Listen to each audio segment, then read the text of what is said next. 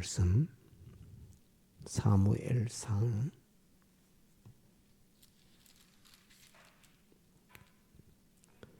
3장 1절, 사무엘상 3장 1절.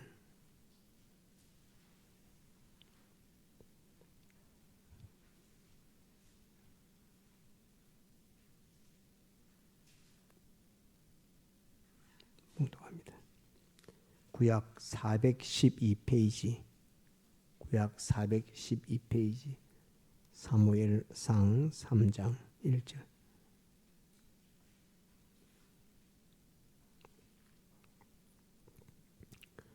봉독합니다.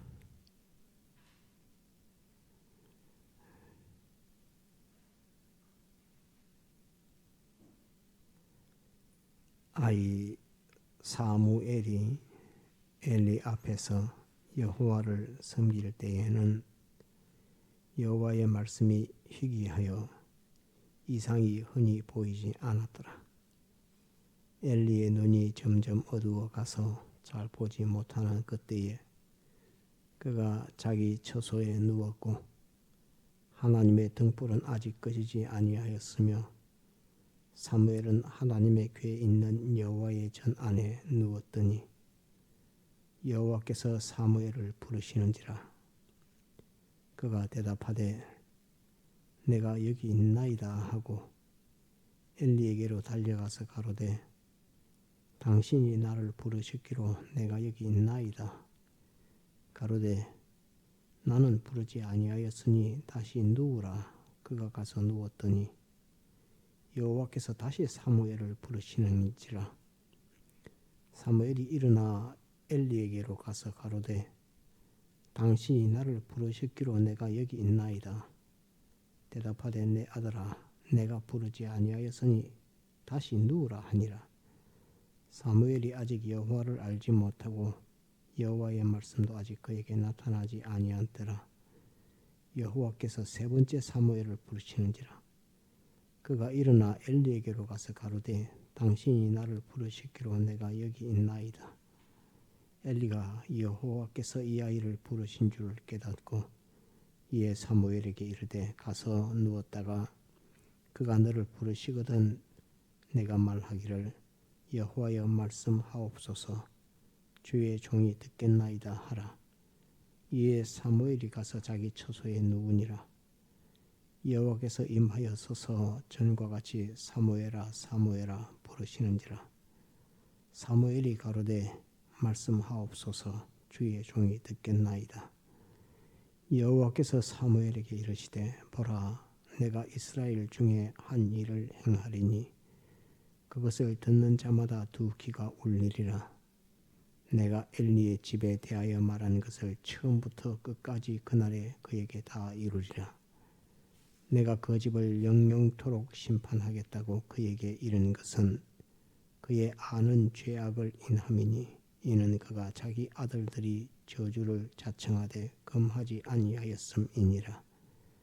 그러므로 내가 엘리의 집에 대하여 맹세하기를 엘리 집의 죄악은 제물이나 예물로나 영영이 속함을 얻지 못하리라 하였노라. 사무엘이 아침까지 누웠다가 여호와의 집 문을 열었으나 그 이상을 엘리에게 알게 하기를 두려워하더니 엘리가 사무엘을 불러 가로되 내 아들 사무엘아 하니 대답하되 내가 여기 있나이다. 가로되 내게 무엇을 말씀하셨느냐. 청하노니 내게 숨기지 말라. 내게 말씀하신 모든 것을 하나라도 숨기면 하나님이 내게 벌을 내리시고 또 내리시기를 원하노라. 사무엘이 세세히 말하고 조금도 숨기지 아니하니 그가 가로되 이는 여호와시니 선하신 소견대로 하실 것이니라 하니라.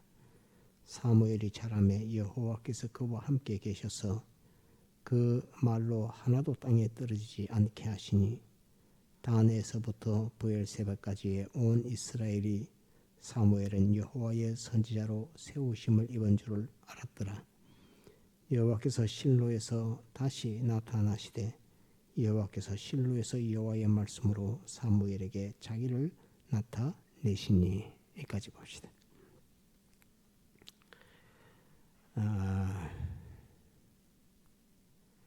우리가 이거 역사를 아는 것은 참 귀중한 자산이고 또 하나님 주신 선물이고 지혜입니다. 오늘 이 성경 보니까 하나님께서 사무엘을 부를 때에 사무엘아 사무엘아 이렇게 불렀습니다. 오늘날에는 이런 일이 있을까요? 없을까요? 오늘날에는 누워있는데 하나님께서 사무엘아 사무엘아, 제가 이러면 성화님은 성화나 성화나 이런 일이 부르는 일이 있을까요? 없을까요? 있다. 또 없다고 생각하시는 분은 어렵나요? 한번 따라합시다. 외재적 영감, 내재적 영감. 한번 따라합시다. 외재적 영감, 내재적 영감. 구약시대에 예수님이 십자가에 못 박혀 죽으시고 부활하시기 전에는, 보혜사 성령을 보내시기 전에는 하나님의 종들에게 역사할 때에 외재적 영감으로 역사했습니다. 그래서 사무엘에게 뿐만 아니라 많은 사사들이나 다윗이나 어떤 종들에게도 하나님께서 음성으로 바깥에서 육체의 귀로 들릴 수 있도록 직접 말씀하시는 그 영감 역사를 가리켜서 외재적 영감이라 이렇게 합니다. 지금은 이런 일이 없다고 봐야 됩니다. 왜 없느냐? 하나님의 성령께서 우리 영으로 더불어 우리 속에서 말씀하시기 때문에 지금은 한번 따라합시다. 내재적 영감. 내재적 영감. 지금은 우리 속에서 모든 사람에게 이렇게 부르십니다. 왜? 모든 사람이 제사장이요, 모든 사람이 선지자요, 모든 사람이 왕의 직을 받아 가진 그리스도인이 되었기 때문에 지금은 내재적 영감으로 양심을 통해서 하나님께서 이렇게 부르시는 역사를 합니다. 구약에 예수님이 보혜사 성령을 보내주기 전에는 외재적 영감으로 역사하십니다. 그러면 외재적 영감으로 역사하실 때는 우리 형편을 속을 마음을 모르시느냐? 다 아십니다. 다 아시는데 우리에게 나타나기를, 하나님의 종들 선지자들에게 나타날 때에 외재적 영감 역사로 나타났다. 엘리야가 그 호렙산에서 바람 가운데 계시는 세미한 음성 속에 있는 그 하나님도 외재적 영감으로 만난 하나님입니다. 그것을 우리가 알아야 되고, 다윗이 만난 것도 외재적 영감이요, 전부 외재적 영감의 역사입니다. 하지만 주님이 부활하시고 성천하시고 난 이후에 우리에게서 아버지로부터의 성령을 우리에게 보내주시고 난 이후에 우리가 중생의 역사와 또한 진리와 영감의 인도를 따라서 신앙걸음을 걸어갈 때에 아무도 너희를 가르칠 필요가 없다고 하시면서 우리에게 지도하고 가르치는 역사는 우리 속에서 내재적 영감으로 알려주십니다. 그러면 이제 물어야 되겠습니다. 외재적 영감이 뚜렷할까요? 내재적 영감이 뚜렷할까요? 내재적 영감이 뚜렷합니다. 내 속에서 말씀하시는 그 음성이 더 뚜렷합니다.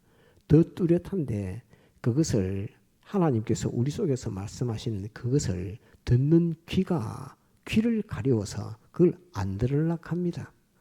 양심을 통해서 하나님께서 말씀하시는 내재적 영감 역사의 말씀을 사람들이 안 들으려고 하기 때문에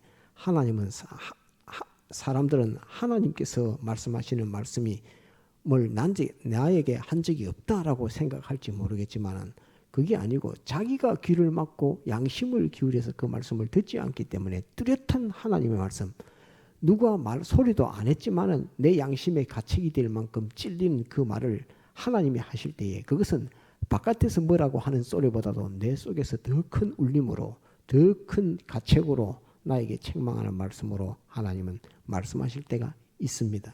내재적 영감 역사가 더욱 뚜렷합니다. 더욱 뚜렷한데 우리가 다른 사람은 아무도 못 듣기 때문에 못 들을 것이다 듣는 표시가 없기 때문에 그것을 우리가 무시해서 그렇습니다. 여기도 역시 사무엘에게 하나님께서 말씀하시도 사무엘은 다른 사람은 못 듣고 엘리 제사장은 못 듣고 그 부르는 소리를 자기만 듣고 있다고 이렇게 인식 못합니다. 그게 사람이 이것을 자기가 받아들일 때에 이 소리는 육체가 들으니까 육체의 귀로 들리는 외재적 영감의 소리는 나만뿐만 아니라 다른 사람도 다 들었을 것이라 하니까 부인하지 못하는 것으로서 자기가 인식해서 그렇지, 자기에게 말씀하시는 그 말씀의 그 강도나 깊이나 세밀함이나 정교함이나 정밀함은 내재적 영감이 훨씬 더 세밀하고 많은 것을 말씀을 하고 또 가르쳐주고 계신다 하는 것을 우리는 알아야 합니다. 외재적 영감이 더 크게 인식되는 것은 자기가 육체의 귀로 들었으니까 다른 사람들도 들었을 것이다 라고 생각하기 때문에 부인할 수 없는 것으로서 인식하게 되니 그런 것이지, 깊이 있고 세밀하고 정확하게 말씀해 주시는 것은 내재적 영감 역사가 더욱 세밀하고 깊다 하는 이것을 명확하다 하는 것을 우리가 인식을 해야 됩니다. 그래서 신약 시대에는 이런 역사는 없다 하는 것을 확정짓고 신앙생활을 해야 됩니다. 신약 시대에는 내재적 영감 역사로 성령은 역사하신다 하는 이것을 꼭 기억을 해야 됩니다. 구약 시대에만 이런 일이 있다는 것을 기억해야 합니다. 오늘 이 말씀을 또 보는 것은 역시나 그 시대를 보는, 역사를 통해서 시대를 보는 그런 안목이 있어야 된다 하는 것을 또 한 번 더 새기려고 이렇게 하는 것입니다. 이 시대를 보면 이제 마지막 사사입니다. 사무엘은 마지막 사사고, 마지막 사사 시대가 될 때에 이제 다윗의 시대, 왕의 시대가 이제 열려지는데, 사울과 다윗을 통해서 왕의 시대가 열려지는데, 사사 시대의 마지막 그때가 어떤 시대였는가 하는 것을 보는 것으로서 하나님의 섭리 역사 시대, 예를 들면 모세가 이스라엘 백성들이고 출애굽을 할 때에 그때의 그 마지막 종살이하는 마지막 시대가 어떤 시대였는가 하는 것을 인식을 하고 가만히 생각하고, 또 이 사사 시대가 마지막 끝나는 이 시대가 어떤 시대였는가 하는 것을 한번 곰곰이 생각할 수 있고, 그 다음에 시드기야 시대, 그 히스기야 왕을 지나서 시드기야 시대에 유다가 멸망할 때 그 시대의 모습은 어떻게 했는가 하는 그거를 가만히 보면서 하나님의 섭리 역사는 이런 일관성을 가지고 이런 통일성을 가지고 이런 섭리 역사를 하고 역사하고 계시는구나 하는 그것을 보고 우리는 짐작할 수 있습니다. 어떤 예언가들이 언제 무슨 일이 벌어진다 하는 그런 말보다, 그건 역사를 토대로 하는 것이 아닙니다. 그런 말보다 하나님께서 신구약 성경 말씀에 이런 역사는 이렇게 하나님 신구약 성경 말씀에 이런 때는 이런 현상으로 나타내는 그 말씀이 더욱 명확하고 정확하다 하는 것을 우리는 믿어야 됩니다. 그래서 시대를 분별하고자 하거든, 또는 그 시대의 하나님의 뜻을 분별하고자 하거든, 또한 그 시대의 하나님의 역사를 분별하고자 하거든 성경을 많이 봐야 됩니다. 성경을 보고 성경 속에 그때의 하나님의 역사는 어떠했는가, 그때의 하나님께서는 그 사람들의 모습은 어떠했는가, 그때의 선지자들의 모습은 어떠했는가, 그때의 제사장들의 모습은 어떠했는가 하는 그거를 보면 하나님께서 그 시대를 어떻게 이끌고 가시고 어떤 시대를 만났고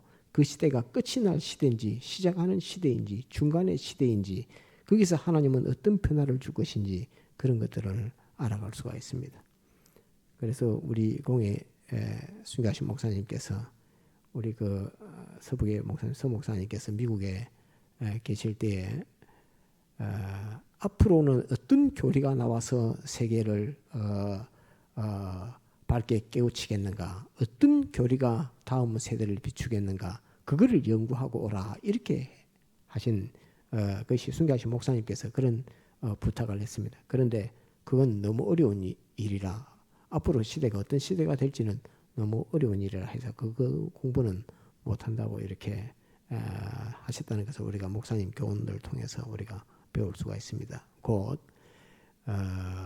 그거를 다 안다 할 수는 없지만 신구약 성경 말씀에서 그 시대마다 하나님께서는 어떤 역사를 하셨고 그 시대의 사람들은 어떤 모습이었고 하는 그것을 통해서 하나님께서 이런 일을 하시겠다, 새로운 나라를 만드시겠다, 새로운 왕조를 만드시겠다, 새로운 구원의 역사를 이루시겠다 하는 그런 것들을 우리가 짐작을 할 수가 있습니다. 그것이 더욱 정확하고 더 그렇게 판단하는 것이 바릅니다. 그러니까 오늘 이 말씀을 본 것은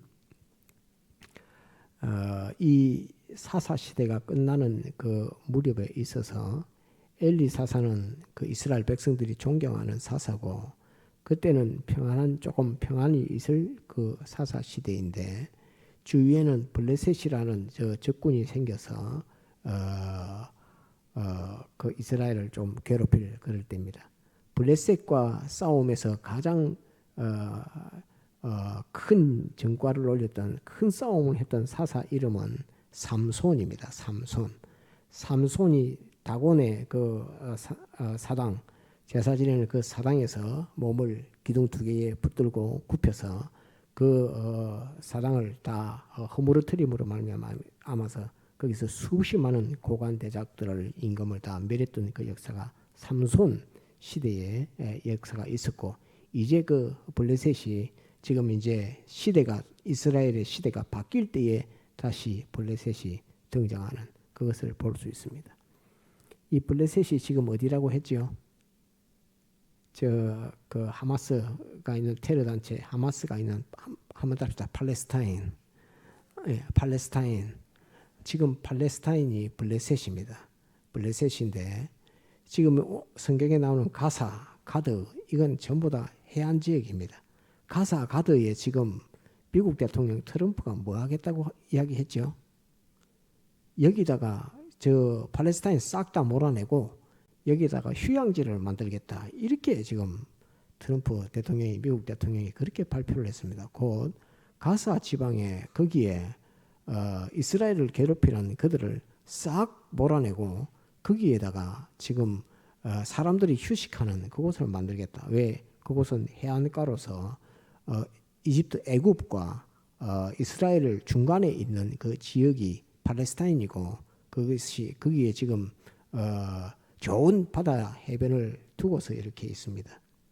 그래서 저는 이제 블레셋이 섬기는 신이 다곤입니다. 다곤. 그래서 저는 아마 그거 쥐의 형상이라고 이렇게 생각했는데, 왜 쥐로 제사를 지냈으니까. 그런데 찾아보니까 물고기라 그러대요. 물고기하고 사람하고 합쳐진 신이라 이렇게 돼 있더라고요. 그런데 이제 그만큼 그 어떤 의미냐면 바다에서 생활도 열심히 하고 육지 농사 짓는 생활도 열심히 합니다.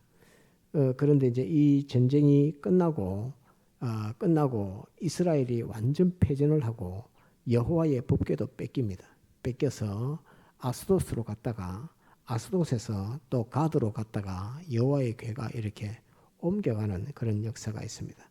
아스돗으로 갔다가 가드로 갔다가 하는데 하나님께서 재앙을 내리니까 독종이 발해서 수없이 많은 사람이 죽고, 죽지 않는 사람도 독종으로 고통받는 그런 때를 만납니다. 그때에 가드 사람들이 그것을 이스라엘로 여호와의 궤를 다시 돌려보내야 되겠다 하고 기럇야림으로 돌려보낼 때에 그 금 독종, 금 쥐를 가지고 하나님 앞에 만들어서 그 모형을 만들어서 금으로 만들어서 그거로 제사 지내고 하는 그것을 이렇게 성경에서는 볼 수 있습니다. 왜 쥐를 만들었을까? 독종을 이제 다 불살라 가지고 그거 다 낫게 해야 되겠다 이렇게 하는 거 있는데, 저는 이 쥐를 만들어서 여호와의 궤와 같이 이렇게 보냈다는 그거를 볼 때에 쥐는 어떤 속성이 있느냐면, 신이라 할 만큼 쥐는 바다에 배를 타고 나가면은 풍랑을 만나서 배가 파선할 때 되면은 제일 먼저 배가 파선한다는 것을 알고 뱃속에서 튀어나오는 게 쥐입니다. 쥐. 사람보다도, 사공보다도 이 배가 침몰할 것이다 라고 하는 것을 제일 먼저 아는 게 쥐입니다. 왜? 물이 바닥에서부터 차오르니까. 그러니까 배 바닥 속에 있는 바닥에 있는 배 이제 숨어있던 나무 사이에 숨어있던 그 쥐들이 물이 차오르니까 깜짝 놀라가지고 배가 파선할 것이다 해서 튀어 올라오는 그게 쥐입니다. 그러니까 사공들은 쥐를 봤을 때 쥐가 배 위로 막 기어 올라오면 아이고 이 배에 무슨 문제가 있다 라고 하고, 역시 조금 기다리면 배에 물이 차서 파선해서 배가 가라앉는 그런 현상이 생깁니다. 그래서 아마 그랬을 것이고, 농사 짓는 것도 곡식도 역시 마찬가지. 흉년이 들고 이렇게 하면은 쥐들이 설치되는 그런 것들도 이렇게 볼 수 있고 하니까 이 쥐가 앞으로의 우리의 미래와 장래를 알려준다라고 하는 그런 관념이 있을 수 있습니다. 이건 제 생각입니다. 그래서 이 미래의 우리에게 평안을 얻기 위해서는 이 쥐를 금쥐를 만들어서 하나님 앞에 제사를 지내야 되겠다는 그런 관념을 가질 수 있습니다. 그래서 금쥐를 이렇게 주었습니다. 이것이 그 시대에 그러면서 여호와의 괴는 블레셋에 뺏겼고 사사는 그 자기 아들 홈리와 비나스 그렇죠 아이지 홈리와 비나스를 두 아들이 제사장인데 하나님 앞에 드리는 제사를 멸시하고 경멸하는 그 시대입니다. 하나님 앞에 드리는 제사를 멸시하고 경멸하는 그것을 대제사장은 엘리 제사장은 자기 아들이라고 해서 그것을 징계하고 책망하고 징벌하지 않습니다. 그냥 둡니다. 또 그 여호와의 전에서 수종도는 여인들을 제사장들이 다 강간을 해서 다 더럽히는 제사장으로서의 더러워지는 그런 것들이 그 안에 가득 차게 됩니다. 그런데도 엘리 제사장은 그걸 제재하지 않고 막지 않았던 것이 그 시대입니다. 그 시대인데 하나님께서는 그 시대에 누구를 택해서 하나님의 뜻을 알려주시느냐 하면 사무엘을 통해서 하나님께서 알려주십니다. 곧 마지막 사사 사무엘을 통해서 어린아이 사무엘에게 하나님께서는 하나님의 뜻을 알려주는 그런 시대가 도달했습니다. 90세가 넘는 비둔한 엘리 제사장에게 그 연륜이 많은 그 엘리 제사장에게 하나님께서는 하나님의 영감을 그에게 주지 않았습니다. 엘리 제사장에게 사무엘이 와서 나를 부르셨습니까? 라고 부르셨기로 왔습니다. 사무엘아 사무엘아 부르시는 그 음성을 듣고 사무엘이 엘리에게 왔을 때 3번이나 왔을 때 엘리 제사장은 하나님께서 여호와께서 사무엘을 부른다는 것을 3번째 오는 것을 보고 하나님께서 사무엘을 부르시는구나. 여호와께서 말씀하시는 말씀의 역사가 사무엘에게 역사되는구나 하는 것을 엘리 제사장은 그때 알았습니다. 그래서 다시 그 음성이 나거든 내가 여기 있나이다 주여 말씀하소서라고 이렇게 하면서 하나님의 음성을 듣는 그 역사가 있었던 것이 사무엘의 시대에 열려지는 시대의 역사입니다. 곧 마지막 사사 시대에 또 사사 시대가 끝나고 왕의 시대가 열릴 때에 그 시대는 폐괴한 시대가 돼서 하나님 앞에 드리는 제사, 하나님 앞에 지금으로 하면 하나님 앞에 드리는 예배를 무시하고 예배를 더럽히는 그런 역사가 가득하고 그것을 책임 맡았던 하나님의 종들은 이런 이유 저런 이유를 통해서 예배를 피하는 것에 대해서 책망하거나 그것에 대해서 회개하거나 이런 역사가 없어지는 그런 시대를 보게 됩니다. 더불어서 하나님께서는 그 속에서 하나님을 섬기는 사무엘 어린 사무엘이지만 그에게 하나님은 영감의 역사 성령의 감화의 역사가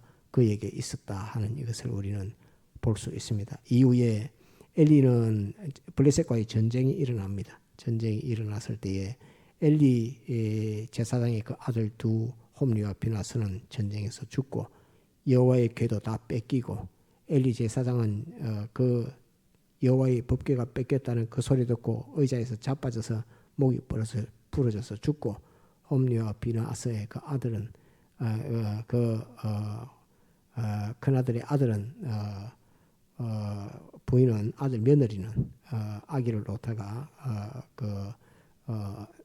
죽게 되고 아기만 되는데 그 아이도 오래 살지 못하고 다 죽습니다. 이렇게 하나님께서 제사장의 그 엘리 제사장의 집안을 완전히 다 절단을 해는 곧 그 책임을 나라의 여호와의 법궤도 뺏기고 그 전란에서 많은 사람들이 죽고 하는 그 책임을 하나님께서 누구에게 돌리느냐 하면 엘리 제사장에게 그 책임을 물었고 그 집안에다가 하나님이 책임을 물었다 하는 이것을 우리는 성경에서 볼 수 있습니다. 그래서 시대가 하나님께서 시대의 역사를 통해서 우리는 지금 이제 주님의 재림을 앞에 두고 있는 시대고 환란을 앞에 두고 있는 시대고 그래서 시대를 보고자 하는 하나님께서 섭리 역사를 보고자 하는 거기에 촉각이 막 곤두서서 하나님께서는 이 일로 무슨 일을 하시려고 그러시는가 무엇을 이루가려고 하는가 그때 돌아볼 때 제사장들의 모습을 보게 되고 하나님의 종들의 모습을 이렇게 보면서 하나님은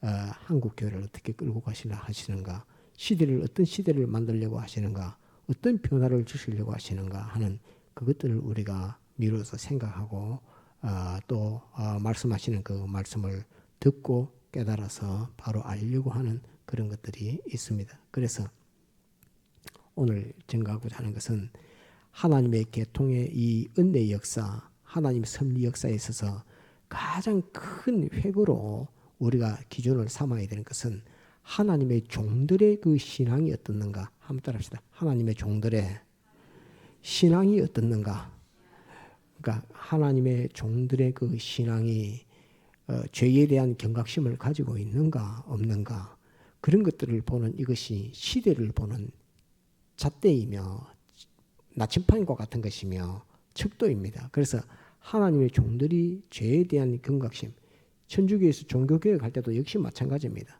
면죄부를 팔아서 교회에다가 성당에다가 연보하면 죽은 사람이 조상들이 연옥에 있는 조상들이 천국 간다라고 이렇게 거짓말을 하면서 면죄부를 팔았던 그런 시대가 곧 이제 전쟁한다고 전쟁 자금 마련한다고 막 그런 것인데 십자군 전쟁 전쟁 비용 대고 막 한다고 막 그랬던 것이고 그 교회의 부를 얻기 위해서 그랬던 것이고 그런 시대도 종교개혁의 시대 새롭게 일으키는 시대 루트와 칼빈을 통해서 오직 믿음으로 성경으로 하나님의 은혜로 이 구원 이루는 역사 이것을 종교를 개혁할 때 당시에도 그 부패한 그 모습을 통해서 수없이 많은 사람들이 죽습니다.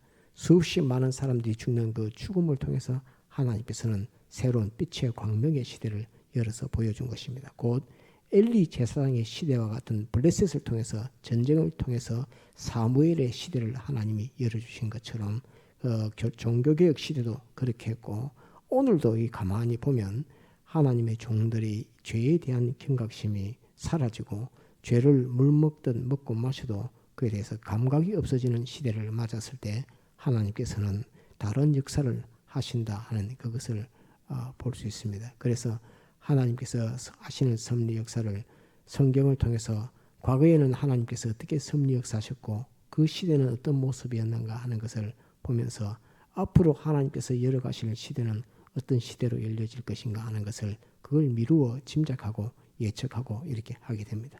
그런데 그 속에서는 블레셋의 전투에서도 역시 마찬가지고 종교개혁 당시에도 역시 마찬가지고 많은 사람들의 피 흘림이 있었다 하는 이것을 우리는 꼭 기억을 해야 됩니다. 주님 당시 로마 시대도 그랬고 바벨론에 의해서 예루살렘이 멸망할 때도 그랬고 그때의 선지자들 많이 있었지만 그 선지자들 제사장들 전부 우상 만들고 절하고 섬기는 완전히 폐역하고 폐괴한 시대 하나님을 섬기되 하나님을 멸시하는 그런 시대를 만났던 것을 우리는 성경에서 다 볼 수 있습니다. 그래서 하나님의 종들이 하나님을 두려워하고 하나님 말씀 한 말씀을 가지고 두려워 떨고 이거 이렇게 하시면 하나님 진노하신다 하는 그 시대 같으면 하나님의 긍휼과 자비의 은혜가 있는 시대고 하나님의 종들이 그것을 무시하고 이건 죄라도 어때 이렇게 생각하면 다른 사람도 그러는데 이런 식으로 하나님의 종들이 그 죄에 대해 경각심이 없고 물먹도 먹고 마시고 또 위에 있는 어른대에 있는 종들이 후배된 종들의 그 죄악을 볼 때 책망하지 않고 거기에 대해서 정죄하지 않고 하는 그런 시대를 만나면 그 시대가 곧 이 환란으로 들어가는 모습이다. 더불어서 하나님께서는 하나님이 새롭게 하실 역사를 해서 어린아이 됐던 사무엘에게 사무엘아 사무엘아 부르시는 그 역사 내가 엘리 제사장을 이렇게 심판하겠다 하는 그 말씀이 사무엘에게 있었던 시대였다 하는 그것을 우리는 볼 수 있습니다. 그래서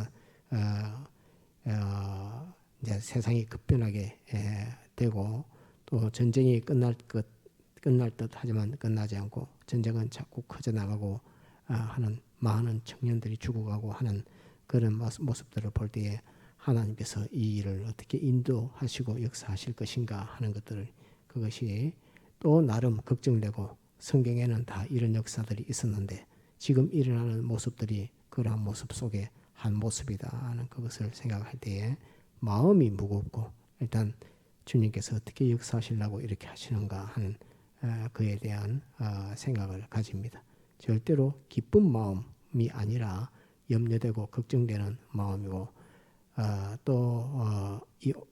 그 3일 예배 때 증거했지만 이 엘리 제사장의 신앙의 자녀로서의 사무엘이 엘리 제사장과 그의 자녀들에 대해서 이 하나님의 심판을 예고하고 예언하는 이 일이 얼마나 이것이 가슴 아픈 일인가 하는 것을 생각할 때에 오늘의 하나님의 종들이 깨어있는 하나님의 종들이 죄를 물먹듯 먹고 마시는 그 종들의 죄악에 대해서 그것을 하나님의 심판, 공정한 심판을 앞에 두고 있다는 것을 선포할 때에 그 모습은 결단코 평안한 모습이 아니라 하는 이것들도 우리는 알 수 있습니다. 그래서 하나님께 섭리 역사를 알고자 하거든 신구약 성경 말씀을 통해서 하나님이 섭리하시고 역사하셨던 과거의 역사, 한따릅시다. 과거의 역사, 하나님의 섭리의 역사, 그것을 보고 깨달아서 우리가 앞의 길을 주의 뜻을 찾아내는 이것이 지혜로운 일이다라고 이렇게 생각되고 그 면을 오늘 여러분들에게 전가하려고 하는 것이고 이 사무엘 시대 블레셋과의 전투의 이 모든 역사는 큰 교훈이 되는 시대이기 때문에 성경을 사무엘 상서 처음부터 해서 쭉 이렇게 보는 이것도 아주 지혜로운 일이라고 생각이 됩니다. 그래서 역사 속에 하나님이 섭리하시는 역사를 우리가 오늘의 현실을 보고 깨닫고 하나님의 뜻을 찾는 것이 지혜롭겠다 해서 오늘 이 말씀을 여러분들에게 전가합니다. 다 같이 통성으로 기도하시겠습니다.